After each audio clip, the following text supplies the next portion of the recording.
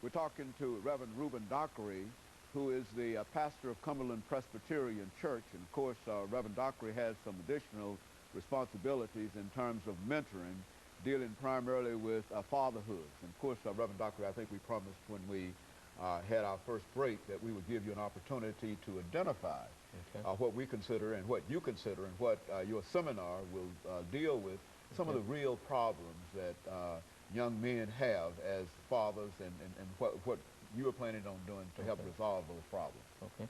Well, Dr. Haney, you know, over the years, actually over the decades, the age of fathers have gotten younger and younger. And the issue is that the younger they are, the greater the tendency for irresponsibility as fathers. There's no preparation for children and family and providing the type of quality in life a child needs to grow up in a healthy environment. So what happens is that you have situations where you have forced single-parent homes. Quite often, and that's not exclusive because there are other instances or circumstances, but in general, that's what we're focusing on. I had the occasion a few years back when working at the prison to walk the track with a gentleman that was 56 years old. He had another 20, 30 years he was facing, and he was talking about how his son was in classification and that he would be coming to the prison. And it broke his heart because he knew that when his son was born some 20 years prior to that, he should have been there in his life. And now his son is following the path that he laid for him, either directly or indirectly. So those are some of the things that we're talking about doing, bridging that gap. A lot of young men are desirous and need of structured fatherhood training. How do you become a man? What are some of the expectations, and what are the resources for men? What are some of the legal basis for me being, what are my responsibilities legally? Those type of things. We're focusing on those things in a seminar and a workshop setting so that those questions can be asked and answered. The beauty of the workshop is that we're able to put case studies out there and have the participants in the workshop to actually identify key issues or problems and then work together in a workshop setting and come up with solutions to those problems.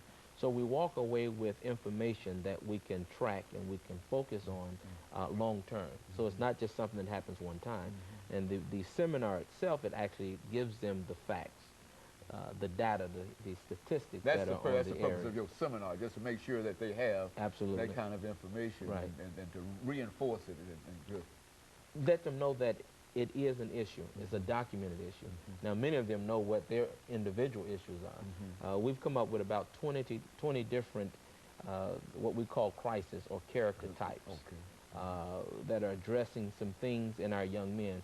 Recently, Dr. Cosby came under fire because many were upset that he exposed some realities, particularly within the Afro-American subculture. But those are things that need to be dealt with.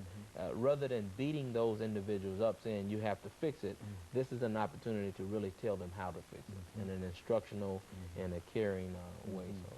And they need that kind of information within that form and within that format. Absolutely. Is that what you're saying? Absolutely, absolutely. So the focus here, a lot of times people make it a male against female thing, mother against father, but the focus is fatherlessness is not it's not specific to the male gender, but it's a societal problem. Because in the absence of fathers, mothers are forced to play dual roles, which cause them not to be able to be a mother as much as they would want to quite often, having to work 2 and 3 jobs and that sort of thing, and not spend time with their children and so forth in the family context and showing them love and care. So what this does is it educates and trains young men on how they can really be supportive to their children, more than just mere child support. Now, one of the things we're hoping to do is to link this with some of the court mandates for individuals who are delinquent in child support payment, individuals who have domestic violence issues, and individuals who are facing other court sanctions due to irresponsibility, essentially, for their actions as being fathers. We want to be able to say to the courts, by them coming through this program, we can give them a certificate that they had been exposed to key things, of course, recognized by the courts. So. And so what you're really saying, Reverend Dockery, is that you already have a regular, recognized clientele for such a group, and that there has been very little done in terms of trying to deal with them from this perspective, and you Absolutely. think that you should be able to go in and create that kind of situation where they can be more knowledgeable of their situation, and well, as a person who's involved, who has also been involved in incarceration, what would you say in reference to such a program, not only dealing outside of within the public sector, Right. but what would you say about such programs that would deal with those individuals in the correction system who have the same kind of problem? It's interesting that you would ask that question because you know that it is much easier for a young man coming from certain socio-economic backgrounds and circumstances to go on the news for robbing someone, taking someone's life, or some illegal act than it is for them to be recognized for any positive behavior. And quite often, by the time they get into the penal institutions, it's over for them. Some of them have hope of coming out, but when they go in and really have not received any structured information, when they come out, they go back into the same triggering environment, unequipped with any information as to how they can make any change. So there's no real rehabilitation. So the thing here is that we're focusing on means and structured information. I'd like to focus again on the fact that we're taking their information, translating it into a framework that we can share this and replicate it, not in just one area, but all over the United States of America. And I understand what you're saying too, in that you believe that there ought to be individuals, parts of individuals who are in local officials, Absolutely. sheriff department, Absolutely. the criminal justice system, and et cetera, ought to be interested in the program that you have. Is that Right. what we're saying?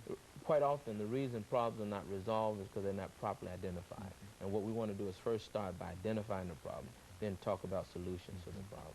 And you think that if you could get the individuals, for example, down at the jail, for example, to listen to what you have to say and cooperate with you and with in reference to this program, you think that Right. you could... And not just the jails, but the John Q. Public. Okay. John Q. Public. Those that are on the streets, those that are displaced economically and socially, those who have no real personal identity, those, you know, as well as in the jail.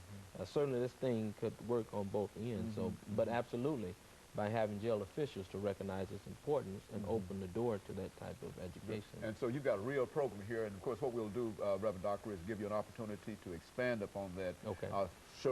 Following this second commercial break, and we'll be back with our audience following this very short break.